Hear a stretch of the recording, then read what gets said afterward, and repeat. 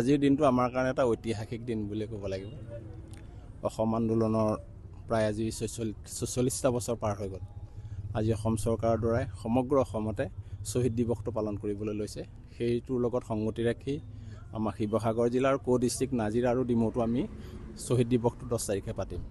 গতিকে 10 তাৰিখৰ যিটো শ্বহীদ দিৱস হ'ব, সেই শ্বহীদ দিৱসটোৰ ওপৰত ভিত্তি কৰি আমি আমাৰ শিৱসাগৰবাসী সকলো ৰাইজ গোট খাই জিলা প্ৰশাসনৰ তৰফৰ পৰা আজি আমি 10,000 চাকি আমি এই পুখুৰীৰ পাৰত আমি জ্বলাবলৈ লৈছোঁ। তেখেতসকলক আমি আমাৰ ফালৰ পৰা তেখেতসকলক আমি সন্মান যাচিব বিচাৰিছোঁ। তেখেতসকলৰ যি ত্যাগ, সেই ত্যাগৰ বিনিময়ত আমিনো তেওঁলোকক দিবলৈ একো নাই। গতিকে তেখেতসকলক এগছি বন্তিৰে তেখেতসকলৰ ওচৰত আমি প্ৰণাম যাচিছোঁ আজি আমাৰ প্ৰশাসনৰ তৰফৰ পৰা।